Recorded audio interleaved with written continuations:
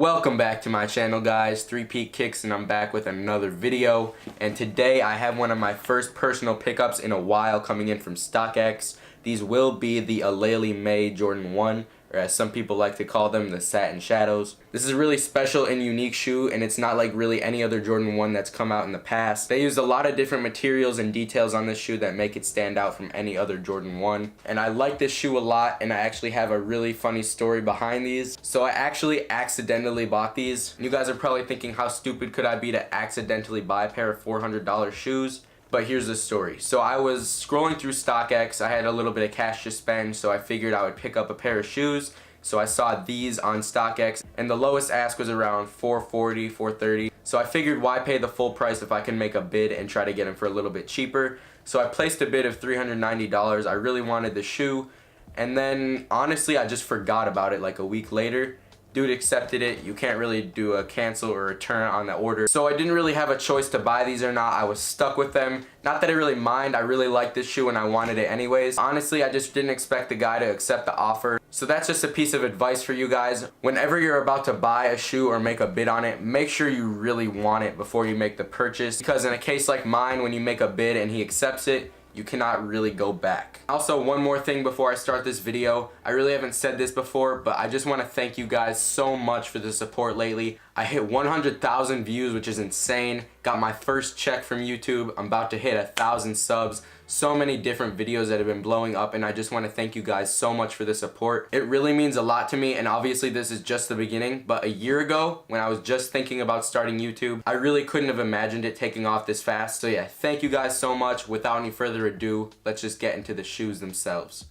So for the box, we just have a regular Jordan 1 black and red Nike box. And then also on the size tag, it says Jordan 1 Retro High Aleali.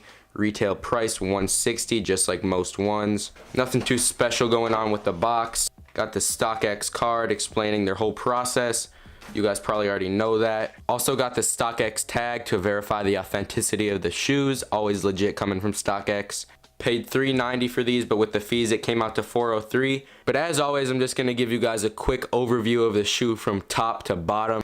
And this colorway was pretty much inspired by Aleali May's childhood. If you don't know who she is, she's basically a fashion consultant. Not really sure what that means, but yeah, shout out to her. But the black corduroy material on these uppers is inspired by Aleali May's dad, his slippers that he used to have. The only bad thing about the corduroy though is that it's a lint magnet. As you can see, there's already a lot of dust and stuff getting stuck to these. You can always lint roll them though. It sounds pretty goofy, but you can always lint roll them. And the black and silver color scheme on these is inspired by the Oakland Raiders starter jackets.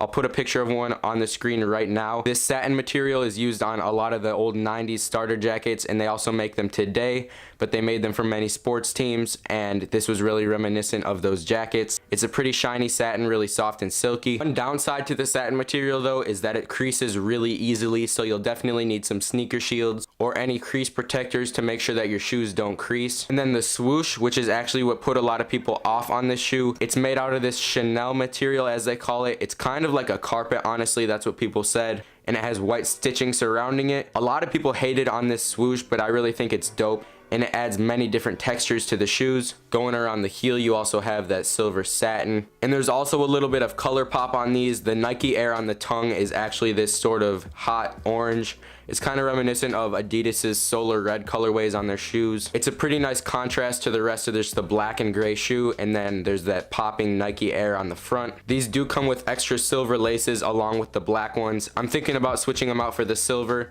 I think that looks really nice. I haven't seen a lot of people mention the insoles on these, but the insole on these ones are very reminiscent of many of the Pinnacle Jordans. It has this quilted stitching pattern.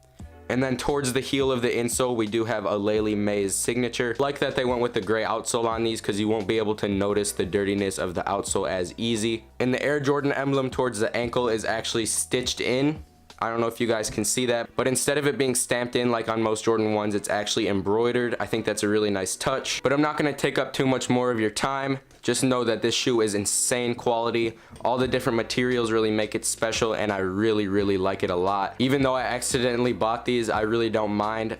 I'm definitely going to be keeping these. So without any further ado, let's get into the B-roll and on-foot shots.